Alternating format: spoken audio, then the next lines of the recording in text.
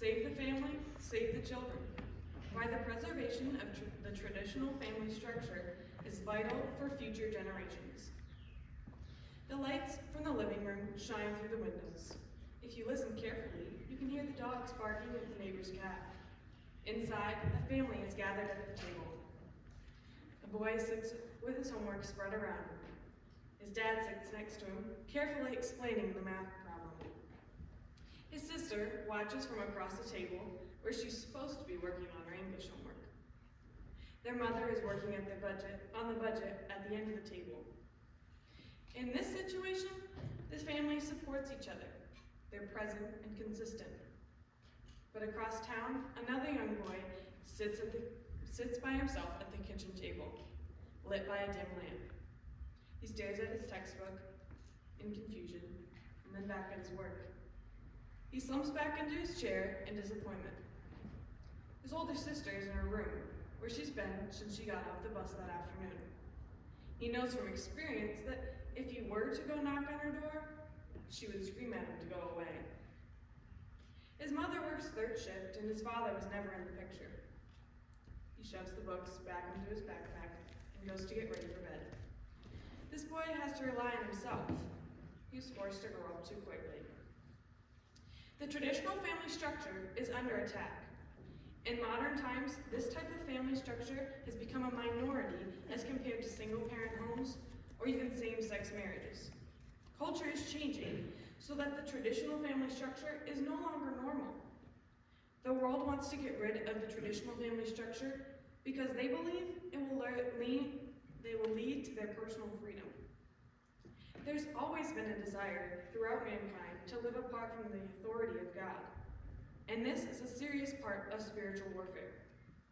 Author and speaker Dr. Del Tackett wrote, quote, "Of all the social institutions designed by God, I suppose none is under greater attack than the family." This shouldn't surprise us, for destroying relationships is the ultimate scheme of Satan, and it is here we find the most intimate relationship. Indeed, it seems that the entirety of the world, the flesh, and the enemy are today aligned against the biblical family. And family is the heart of culture. End quote. Should other types of family structures be normal, acceptable, and considered healthy? Is it wise to accept other types of family structures? Should other types of family structures be considered dangerous? When you abandon the traditional family structure, you also abandon the development of children. The environment a child grows up in will affect the child's mental development. Developmental psychologists have found that the parental involvement and the family stability play a huge role in the academic and social well-being of children and adolescents. Family structure has the most positive effects on child development is the traditional family structure. When we don't treasure this traditional family structure, we put our children's development at risk. We need to understand the extent of this risk and know how to preserve the future of the children to come. The loss of the traditional family structure will result in society falling apart. Or, in the words of Dr. Del Tackett, if you pierce the family, you pierce society. Let's dive first into what it means to have a traditional family. The traditional family structure is defined as one male and one female who are married and living together with their children, whether biological or adopted. Marriage, created by God, was meant to be between one man and one woman, as was established in the Garden of Eden. Society lost the traditional family structure when the breakup of marriage was deemed acceptable. The sanctity of marriage and what happens inside of marriage was brushed aside. 60 years ago, only 5% of babies were born outside of marriage. According to the Pew Research Center, by the mid-2000s, 4 out of 10 births occur outside of marriage. The rise of cohabiting partners, or the number of couples who live together, has risen substantially. Today, 31% of children under the age of 6 have experienced major change in their family structure, either by divorce, separation, a cohabiting parent, or the death of a parent. The value of family has shifted. We focus on what others can do for us and not what we can do for others. And people are afraid of commitment as well. A question many young people might ask themselves is, why would you get married if you could just live together and then separate whenever it may benefit you? According to culture, parents must give up their enjoyable lives and sacrifice what makes them happy to raise their children. Birth control has given women a chance to choose whether they want to have children or whether they even want to have children at all. Feminists believe that motherhood brings with it the loss of income and opportunity. Modern feminist Jill Filipovic refers to married women with phrases like subservient women who are willing to put themselves in financial, social, and even physical peril to have a traditional family. When modern feminists use phrasing like this, they appeal to fear by using words like peril. The traditional family values are viewed by feminists as enslaving and unsupportive. But the traditional family values were not created to be enslaving or unsupportive. In fact, God created family to reflect his love for the church. Marriage is not a human construct. It was created by God. In the beginning, when God instituted marriage, he said, therefore, a man shall leave his father and mother and hold fast to his wife, and they shall become one flesh. When the Pharisees came to Jesus and asked him if they could divorce their wives, Jesus replied that God decreed from creation that a man and a woman would be joined together by God, and no one should separate them. However, because of the hardness of the Israelites' hearts, Moses made a law allowing divorce. Marriage between a husband and a wife is a representation of Christ and the church. Parents are to diligently teach their children to love the Lord with all their soul, heart, and strength. It is their duty to raise their children in the instruction of the Lord. Children are to learn from their parents what Scripture means and how to live it out in the world. A popular verse from Psalm 127 refers to children being like arrows in the hands of a warrior. Through the instruction of their parents, children will be able to make good decisions, build successful futures, and be able to function in society. This is positive child development. One might ask, what is child development? Well, the well-known psychologist by the name of Jean Piaget believed that children's cognitive development occurs in stages. He believed that a child's thinking leads to changes in behavior, and that children learn from the world by interacting with it. Critics of Piaget's theory have discovered that children are able to do different things at different ages depending on where they are raised in relation to geography and culture. Taking these findings into consideration, I will still use his theory since he has the most authority in this field.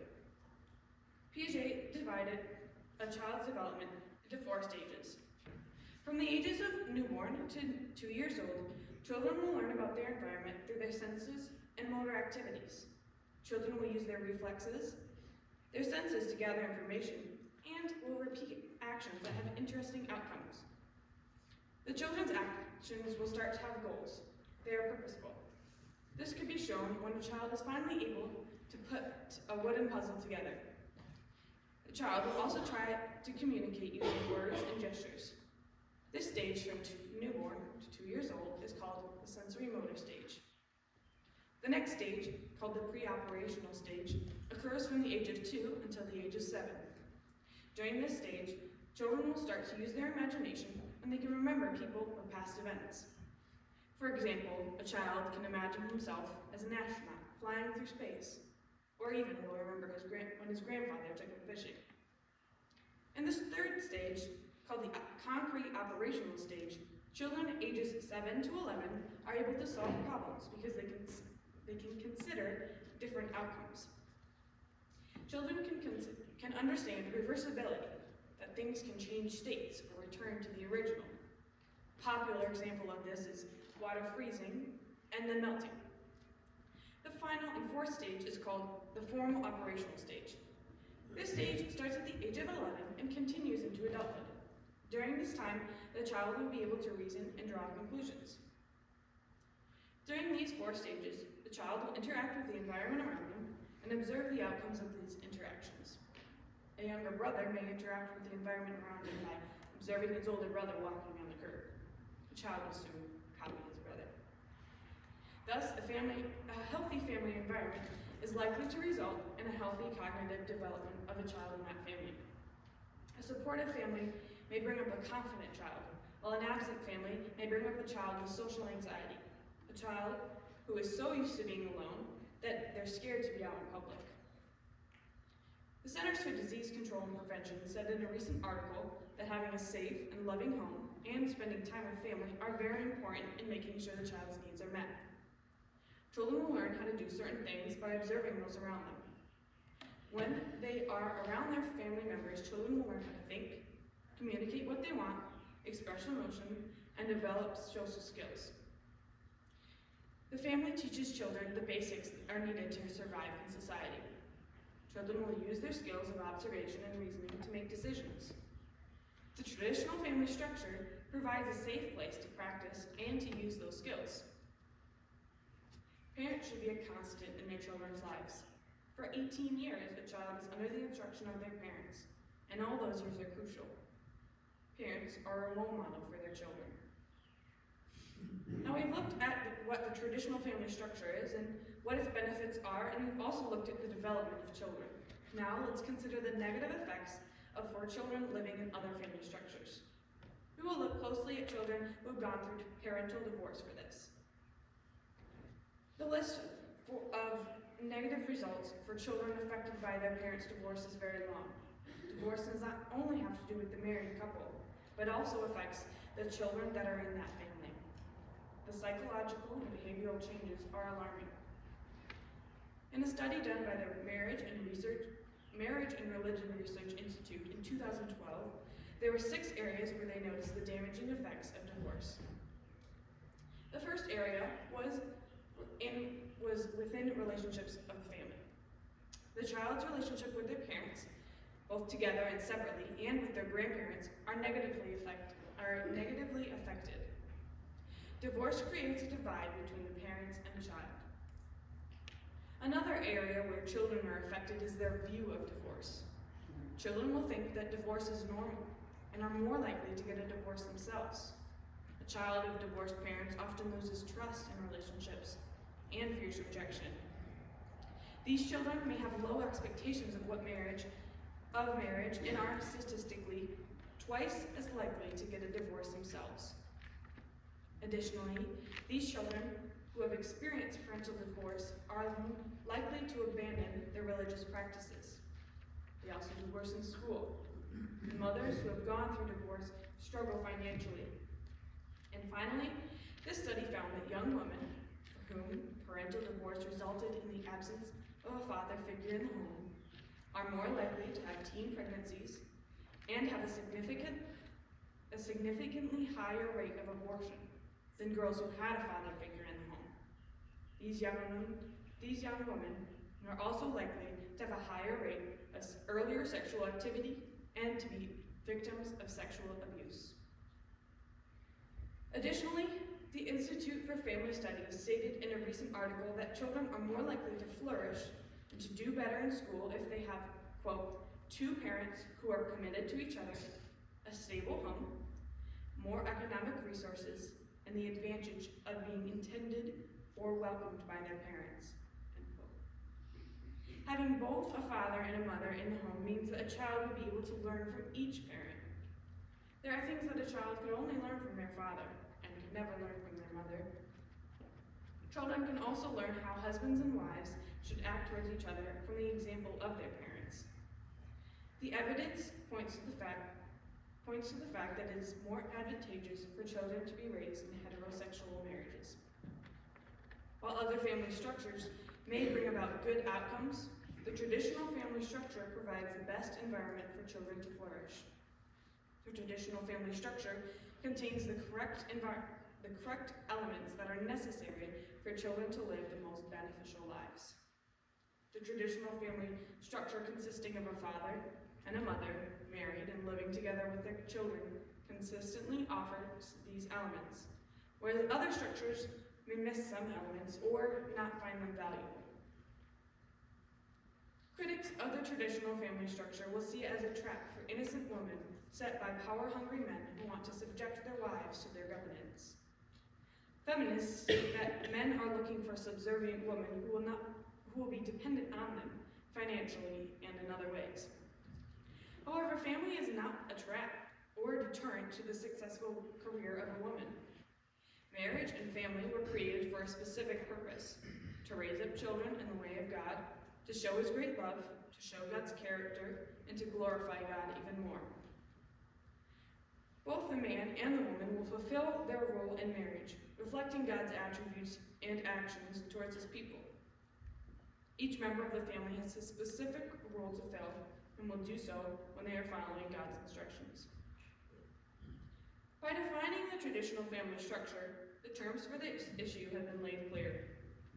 By exploring what positive child development looks like, we can recognize harmful factors in homes that may hinder beneficial child development. Through many studies and research, the traditional family structure has been proven to be the best environment for proper and constructive child development. The traditional family structure includes the right pieces of child development. It provides the most beneficial environment.